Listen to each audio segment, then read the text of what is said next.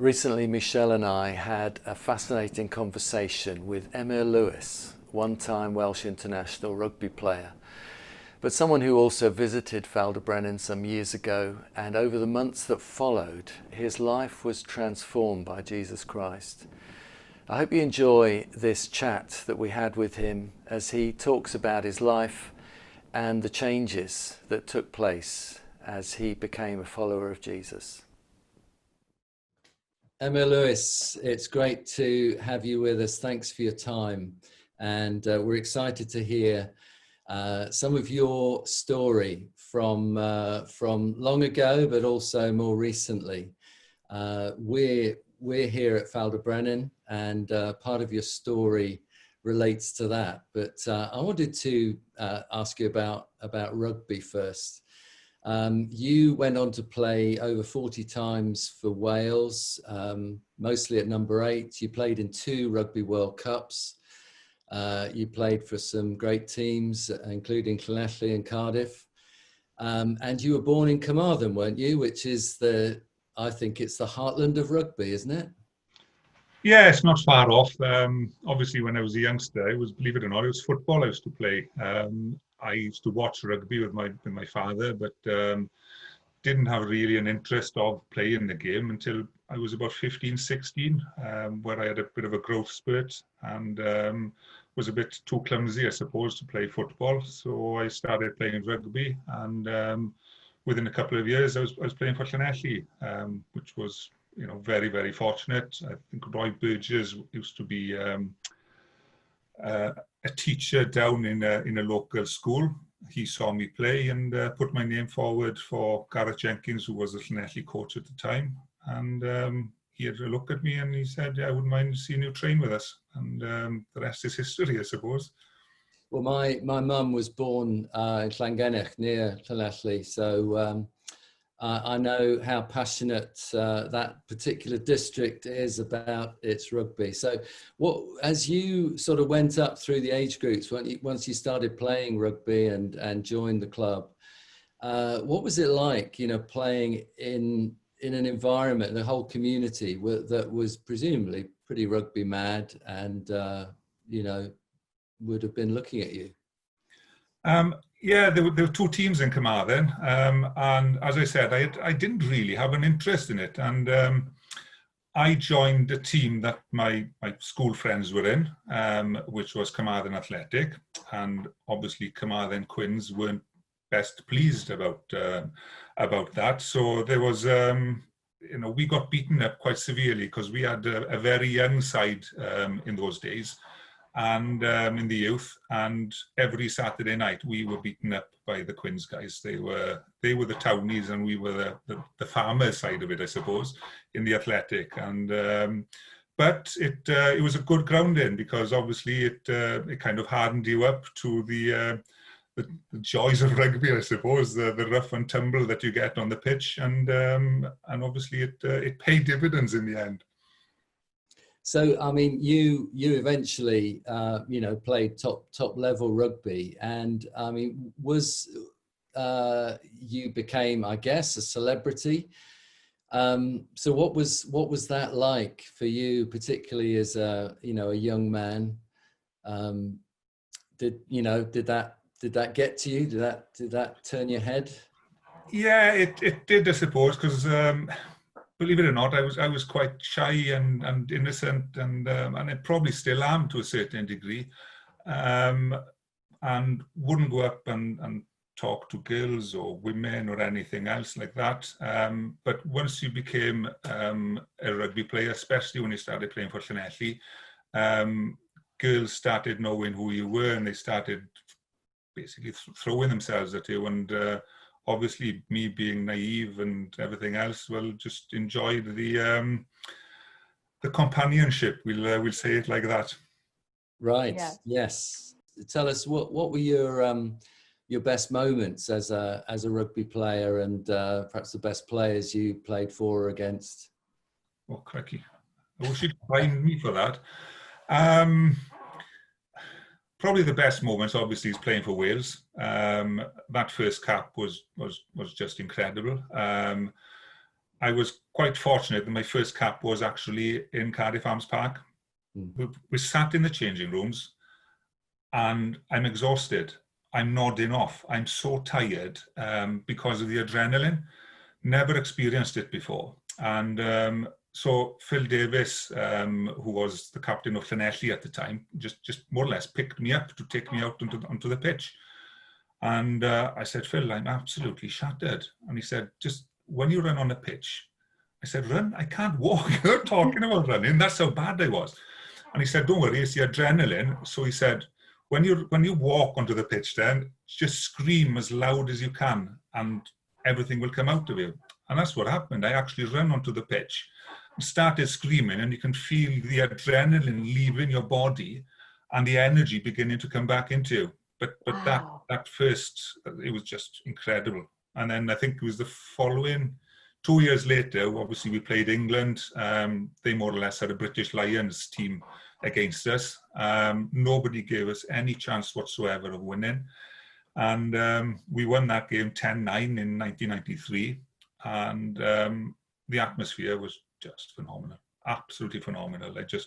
I will never ever forget that atmosphere. The singing of the anthem to begin with, and that was the first game that I played against England as well, because I missed the season before because I had food poisoning. So it was just fantastic. Really, really Wow. good. That was a good start. Now your nickname was Tarw, is that right? The Bull. Yes, it was. So you were a big ball carrying player that would sort of try and skittle over the opposition as you carried the ball under your arm. Did that take its toll on your body? Yes. My body is ruined now, to be perfectly honest. I got pins and screws everywhere. Last year I had a new hip because I couldn't walk with the other one. I got a screw in my back from a fractured spine. I've had 2 back surgeries. This is up there, my collarbone, and the other one is down there. So Oh, wow. yeah, it definitely has its toll on the body and on your mind as well, because you take so many bumps on the head during the time you play in. I do get very forgetful now.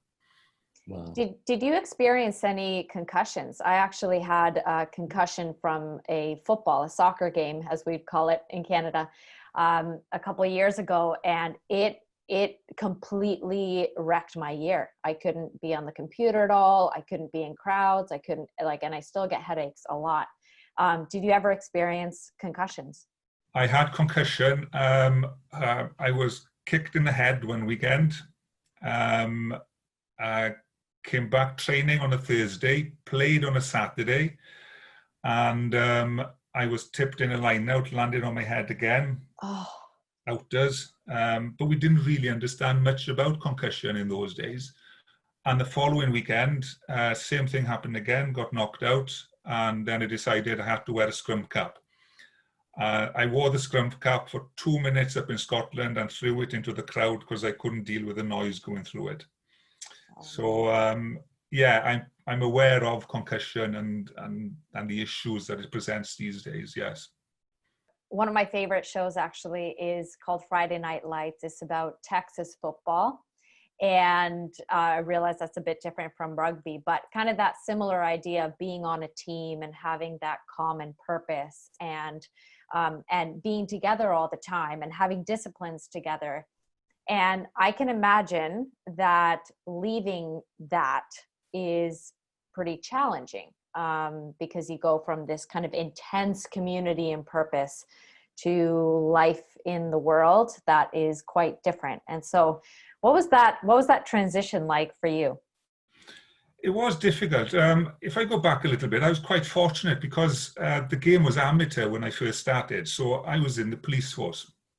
So I was in the police force for about 8-9 years. Obviously, we were playing rugby on a Saturday, only training twice a week. So I had an outside life. But once the game went professional, obviously, you were training week in, week out with all these guys. you grew very, very close to them. And as you mentioned, you know, you had this so-called celebrity status. And you would go out on a Saturday night, and as I mentioned, you know, temptation was there. You know, people would just throw themselves at you. And it was difficult. Then all of a sudden, overnight, and when I say overnight, I mean as soon as you finish your contract, that is it, you're gone. And I found it very, very difficult in accepting it, because I'd gone from being a member of a team to just being out on my own. I was very, very fortunate that I had a good Christian wife, which I wasn't aware of how much of a Christian she was at the time, because she didn't force anything on me. And so she backed me to the hilt, in fairness to her. And, you know, I wasn't a very nice person. I was still living my life as a rugby player, although I was no longer playing rugby. So it was very, very difficult, but obviously my wife helped me immensely in that respect. Yeah. And were you still in touch with all your rugby buddies at this point? Like, or was the community kind of cut off once your contract is over? It was difficult because I started working in the media. And obviously when you start working in the media, the players, obviously they don't want the media to know what's going on. So they kind of pushed me away. So I was even further away than a lot of other players would have been that came to retirement. So, but as I said, you know, I was quite fortunate. You know, I'm quite laid back anyway, and I'm quite a loner. So I could be like, I've been in lockdown. We were in lockdown for 3 months, and I didn't leave the house, and it just didn't. Right. You know, it didn't bother me. You know, I had time to meditate and things like that, so it just didn't bother me that much. But I know for a fact that it has affected a lot of other players, and they are keeping quite quiet about it. Yeah, yeah. So now just kind of shifting gears to the rest of your story. So can you tell us about your first visit to Ffald y Brenin and kind of how that came about and what happened here? Right. I was working for a photocopying company in Cardiff.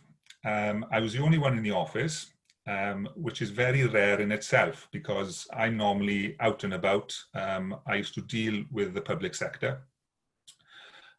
So there was a phone call. And believe it or not, people don't phone photocopying companies up asking for photocopiers. Everything is done via cold calling. So I'm sat on one side of the room and the phone is ringing on the other side of the room. So I'm sat now ignoring the phone call. And my boss walks in and he tells me to answer the phone. So I jump over the desk, pick the phone up, and I believe it was Sharon that was on the phone, who used to work in Ffald y Brenin. And she said that she was looking for a photocopier. So I basically said, I'll hand it over to one of my colleagues because Ffald y Brenin didn't come under my remit. And she said, how long will that be? And I said, I honestly don't know because there's nobody there at the moment. So she said, well, we're desperate. Can you come down? And I said, right, okay, where are you? And then she mentioned that you're on the other side of the country. So I said, yeah, okay, I'll come down. And I think it was in November time, something like that. But the weather was atrocious. So made my way down, turned up. As I said, it was like one of these typical Welsh November afternoons. It was damp, drizzly, a bit of a mist with it. I went down there and walked in and started speaking to Sharon. And Sharon said, are you aware of Ffald y Brenin? And I said, I'll be perfectly honest, no, I haven't had time to look into it because, you know, my main priority was to come down here to see you. So we had a quick chat about things, and she said that she had an illness in the past, and the place, Ffald y Brenin, if you read online and go online and read about it, then you have miracles. Miracles are performed there. And being the way I am, I suppose I said, yeah, well, you know, okay, yes, that's good to hear. And she said, yeah, I started work I don't know what she said, 3 or 4 years, and she said I was confined to a wheelchair, and now I can work and I walk around and I'm fine. And I was like this now, very skeptical of what she was saying, because I'm kind of a black and white type of guy. And so anyway, she goes through things. I explained what we did, what the photocopy was all about. And then she said, oh, do you mind if I, if I give you the tour of the place? And I said, yeah, that'd be lovely. So she showed me all the place. And then she took me into the chapel. And then she said, do you mind if I bless you? And I was like this now. And I was thinking, and don't take this the wrong way, but it's going through my mind. It's just thinking, well, if it means I get a sale of a photocopier, I've got nothing to lose. So I said, yeah, that's fine. So she started blessing me. I don't for this day know what she said, but I had this feeling go all over me, this warm, tingly feeling. And I ended up having to sit down. And she said, are you all right? With this like wicked smile on her face. I said, yeah, I'm fine, thanks. She said, oh, we'll see you again, she said. I didn't think anything more of it. So I drove out, and as I'm driving out, as I explained, the weather is damp, it's drizzly. It's now probably about up to 3, 4 o'clock in the afternoon, or the evening then, because obviously it's getting quite dark. And all I can see is, when I'm driving out, there's something pulling me back. So I look over my shoulder, and the only thing I can see through the murkiness, I suppose, is the sun's rays penetrating through the clouds and actually shining on the cross, because you've got a cross there, somewhere. And I was just gobsmacked. I went cold. It was completely the opposite feeling to what I had in the church, which was all warm and tingly, to actually being really cold. And I phoned the wife up, and I said, I don't know what's happened here. I've been down in this place, and I explained what had happened. And she turned to me and said, oh, don't tell me you're going to become a Christian on me. And I go, I don't know. I just didn't know what had happened, and I couldn't. But so anyway, I went home, and we didn't discuss it. And 6 months later, I was a naughty boy. The only way I can describe myself without being, being too open about it is, I wasn't. I didn't behave like a good Christian should be behaving, put it like that.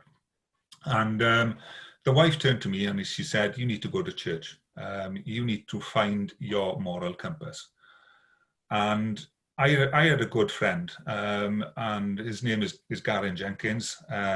He was saved probably about 10, 12 years ago. I phoned him up. And I'll be perfectly honest, the only reason I phoned him up was to show my wife I was willing to do something about it. I was willing to fight for her. So I phoned him up and I said, can I come to church? And he said, yeah, no problem at all, you can come to church. I walked in, and as I walked in, they had a power cut. As soon as I put my foot over the threshold, and I'm like that. Nobody understood why. They tried everything to put it back on. Nothing worked.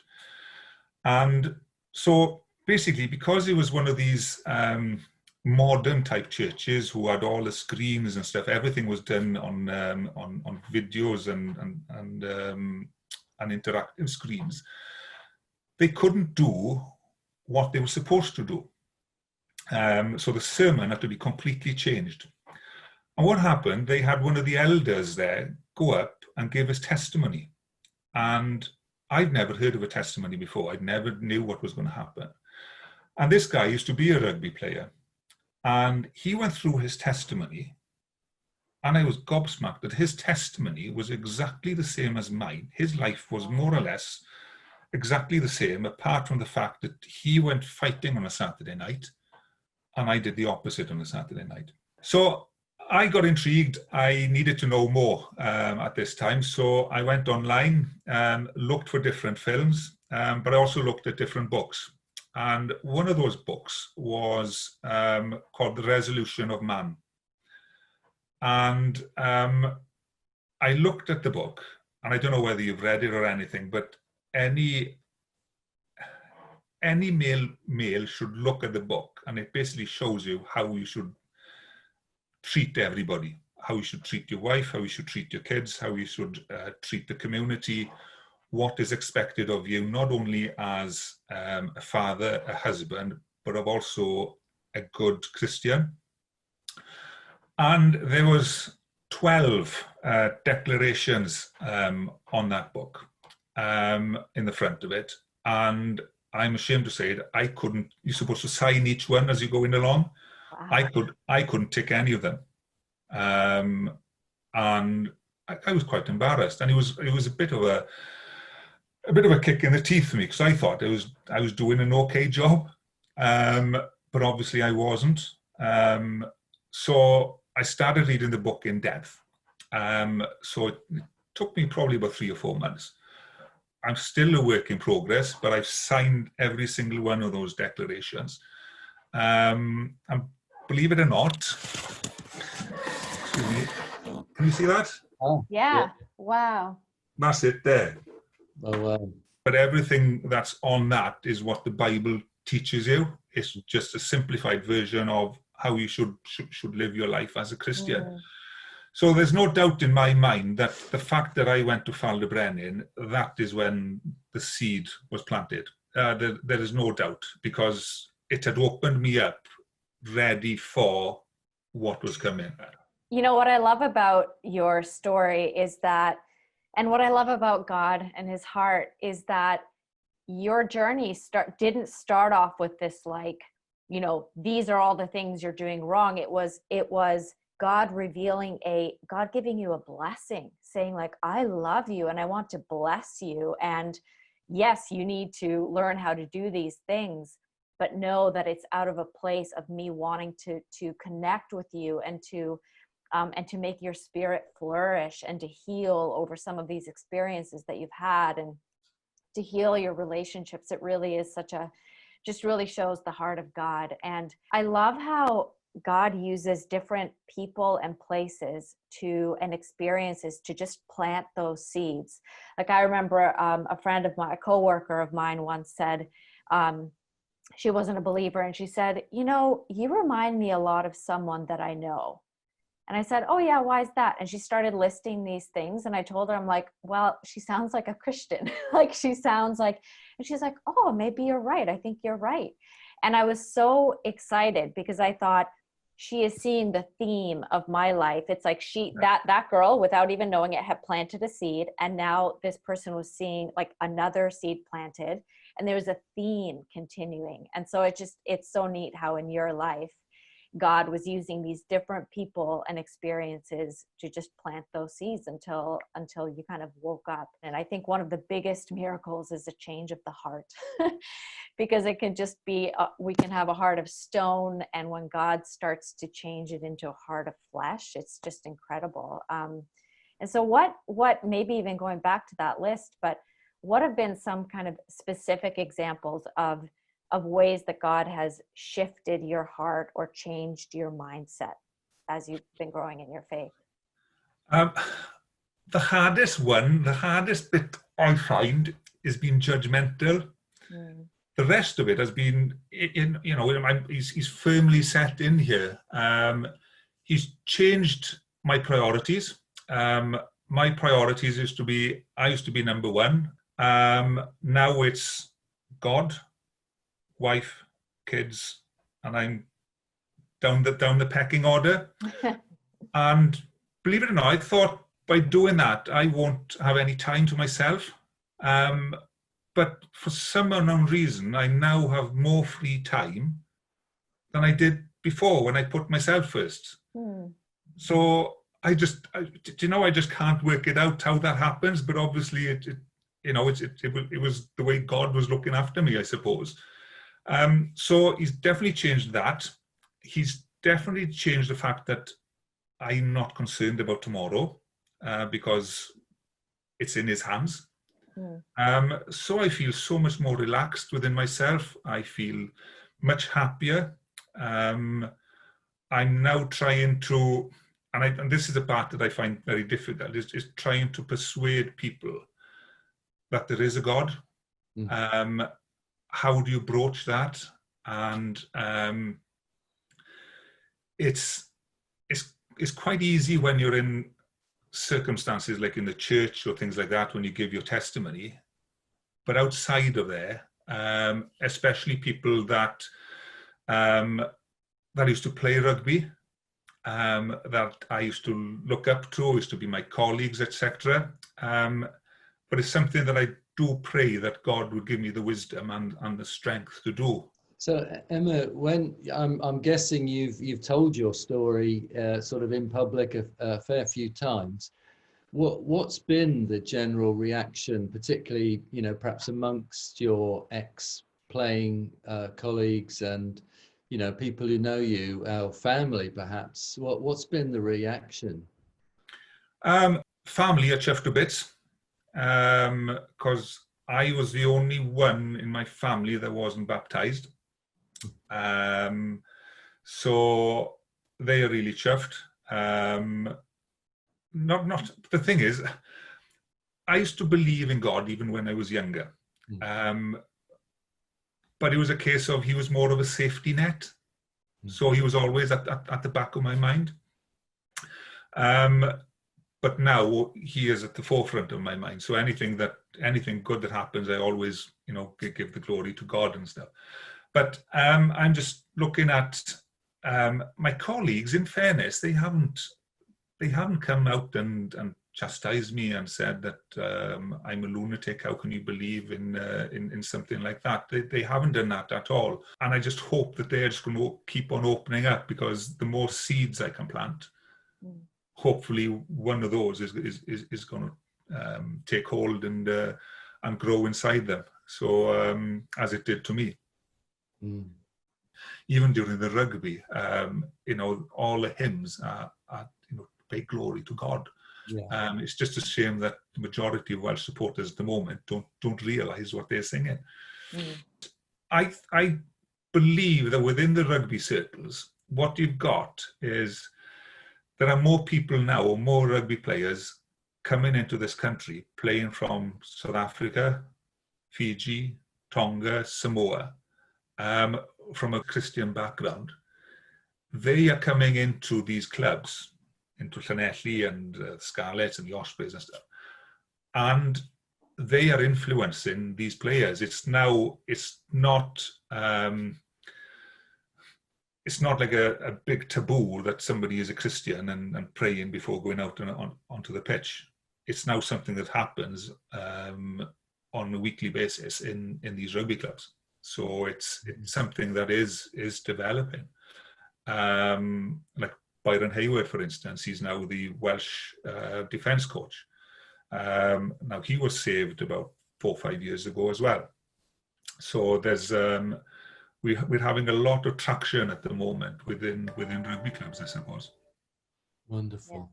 Looking back, I must have missed probably about 4 or 5 different steps in my life that I was supposed to move towards God, but completely ignored them. Interesting.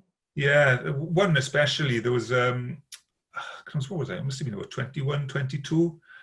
And this 12-year-old came up to me and he said, "Oh, can I have your autograph, please?" So I signed his autograph. And then he gave me a small testament. Wow. And, I didn't even look at it. I didn't even look inside it or anything. And we have a little place out in Spain, and we moved everything out there. And one night I opened the cupboard drawer and this testament is in there. And I opened it for the first time. And in it, there was an inscription, "You will need me one day," or words to that effect. Wow. And I was like that. I was just absolutely gobsmacked. And this was from a 12-year-old. But just these little steps that you could put down as coincidences, but I don't believe in coincidences anymore. Things get put in your path, and it's your decision then which way you want to take that. I think it's lovely when you look back in the rear view mirror and you see all the ways that God has been pursuing you all along.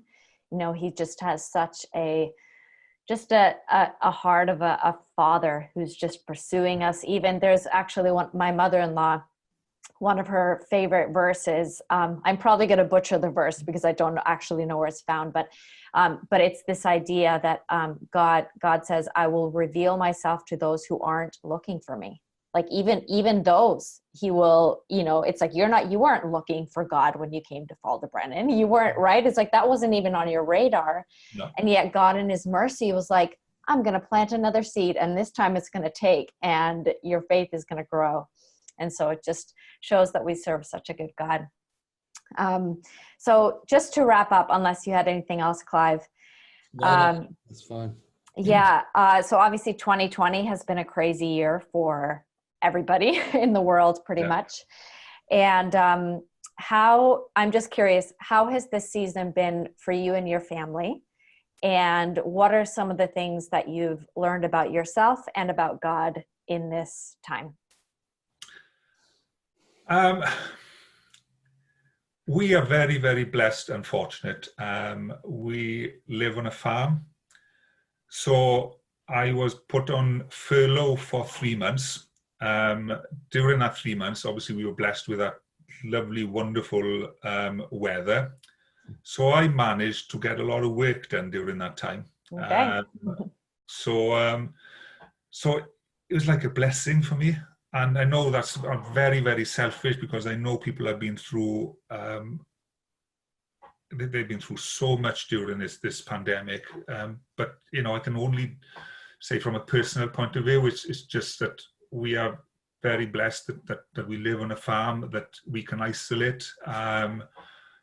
But my heart does go out to people who are in less fortunate positions that we're in.